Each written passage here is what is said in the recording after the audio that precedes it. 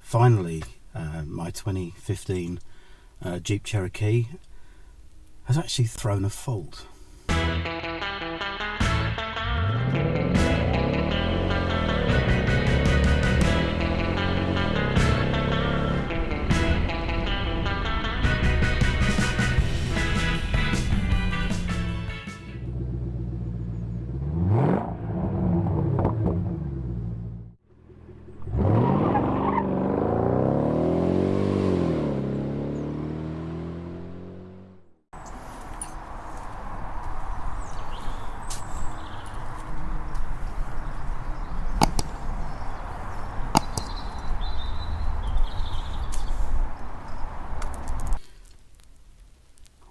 So today we've got a different car. Finally, my 2015 Jeep Cherokee has actually thrown a fault. I've had the car for over 3 years, and up to now it's been quite boring to own as far as maintenance is concerned, which is a good thing because you want reliability. That's what the car is here for. The Jeep has done 50,728 miles.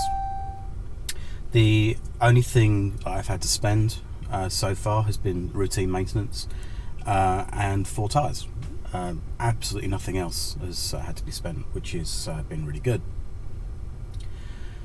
But driving yesterday, it flashed a message up and went into limp mode, and the message was to service the electronic throttle. And a warning sign came up saying you need to get it serviced. I was on a motorway. I pulled over into the services, stopped the car, restarted the car, and everything was fine. But the engine warning light is on. So I've done some research on some forums, and other people have had this issue, and various fixes have been suggested that the dealers have done, from changing the throttle body to just uploading a software update. So I'm going to see what the code says and just try and make some sense of it. When I was driving it yesterday, the engine warning light came on, so I'm going to have a look by connecting a little computer to the OBD2 port and see what messages it pulls, and hopefully it will just be a little glitch and it will reset, but we'll see what we find. On these Jeep Cherokees, the OBD2 port is just underneath the dashboard. On the UK car it's on the driver's side, to the right hand side. Plugs in really easily.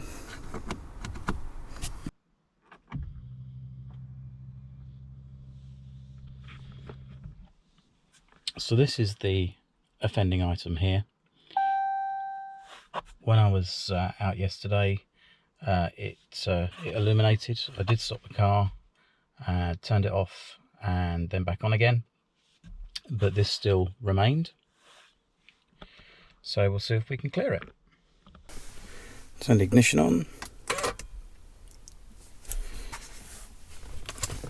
and let's see if we can run the diagnostics and see what we find.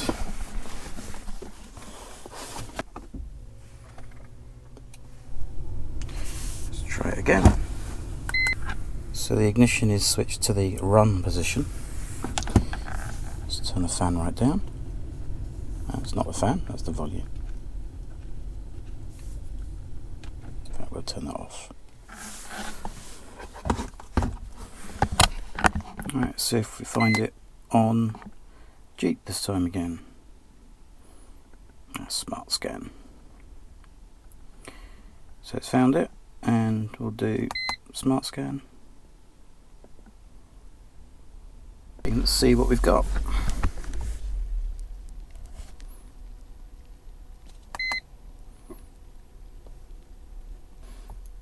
So it's a stored message. So we'll clear that one.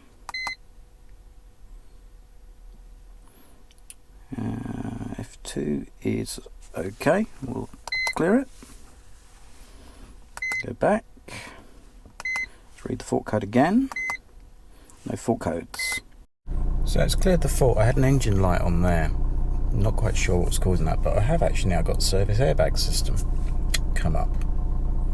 That's a stored message. I don't know how to clear the stored messages, so I have to have a look at that.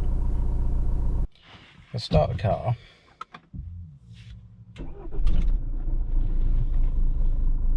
It comes up with a stored message for the airbag. He says, no stored messages. How bizarre. I don't understand why it came up when I was doing the fault diagnosis for the check engine light, but what I have done is the research on the messages, and the messages show up when there is a fault, and as soon as that fault's gone away, the messages disappear. So it's a bit of a mystery, but I'm pleased that it's no longer a fault. So I haven't really got to the bottom of what caused any of this, but it just goes to show the investment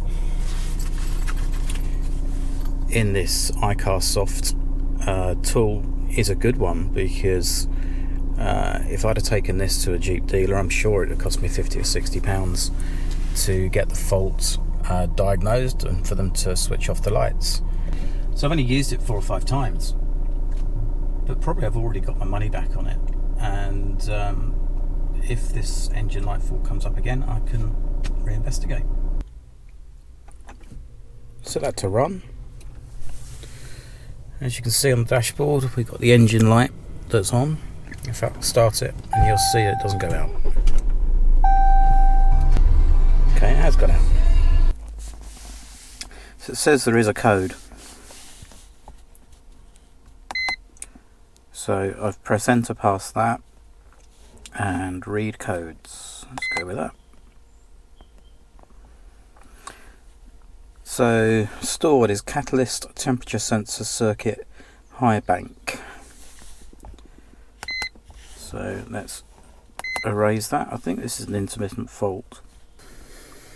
So the thing that I'm wondering, you can see there the battery voltage is down at 12. So I think the first thing I'm going to do is replace the battery. I think it's the original battery, so it's 6.5 years old. And maybe that is contributing to an error that's being thrown. So hopefully changing the battery, because it's come up with 2 different faults so far on different systems, and the faults go away, I'm hoping that the battery will solve my issue. But I think before I change any sensors or change any throttle bodies, one thing I'm going to do, the car is 6 years old now, or 6.5 years old now, and it's on the original battery. It's got start-stop technology, so that really puts a big demand on the battery. So I'm suspecting that maybe the battery is starting to get a bit weak. Perhaps that's why it's thrown the code.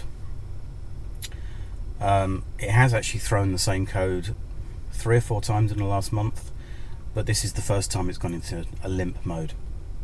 And what the limp mode actually did, it meant you couldn't change gear, so it's stuck in 8th gear, and it limited the performance of the car, so you didn't have much acceleration. I was doing 65 mile an hour when it happened, and on a slight incline it then got down to 60. Going downhill again, it got back up to 65 quite easily. So it did mean I could have got home. It would have been vastly reduced performance, but I could have got home.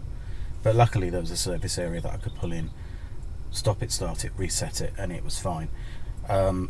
If the warning light that comes up to say take it to a dealer, if it's flashing, it basically is suggesting there's something seriously wrong, to take it to the dealer now, don't drive it.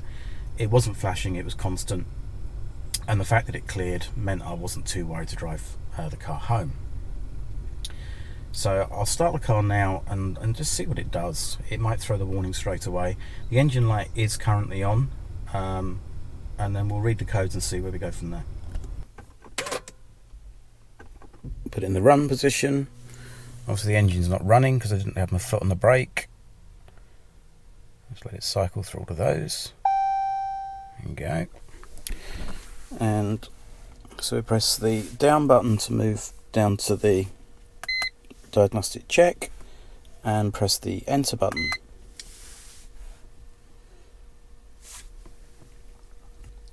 So it says you got 2 codes.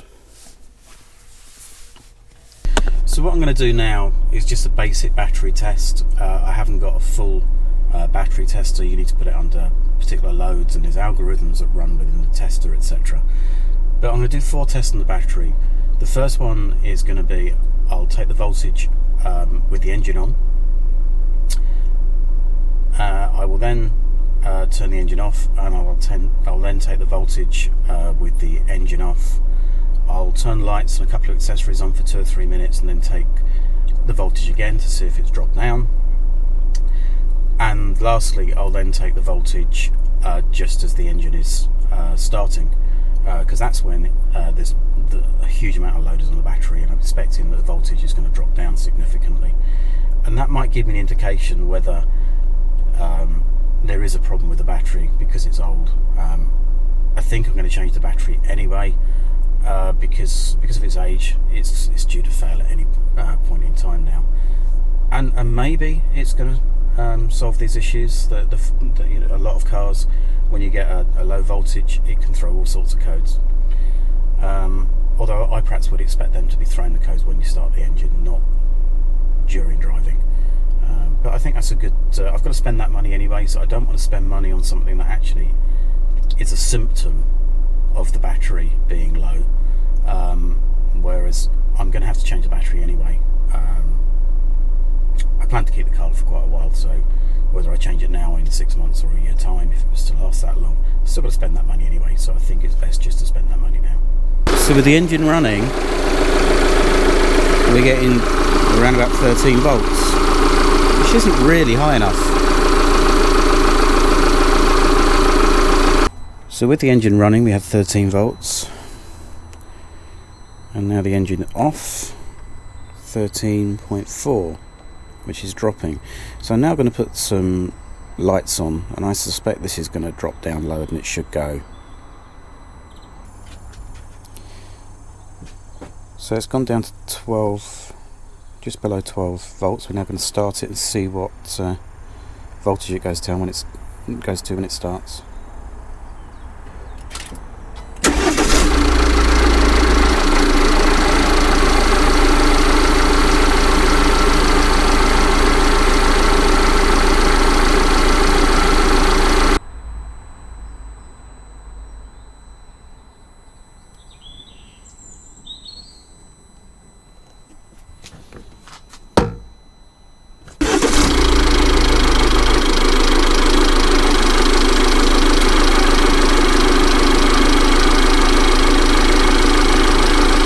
So final update on the Jeep.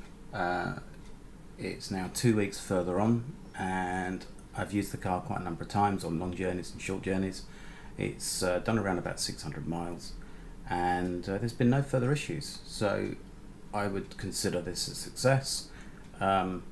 Cheekily, I could call it a free repair, because a battery of 6.5 years old is due for replacement anyway. So it shows the avenue that I chose to go down, which was replacing the battery because it was old, was perhaps a wise decision.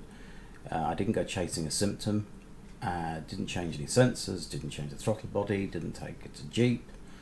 So I consider that a win. So very pleased, actually. So if you like this video, please consider liking, subscribing, sharing. I hope it's of help to someone. But thank you for watching.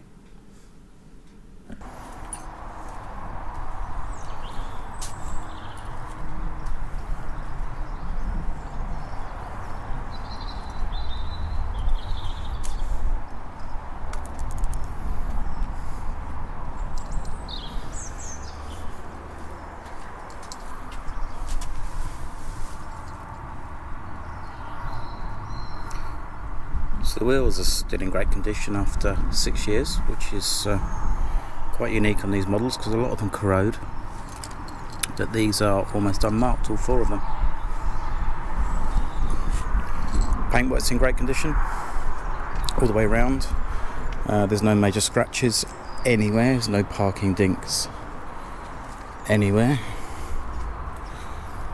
I have debadged the back, it's just got Jeep on it, but the 4x4 badges etc. have come off.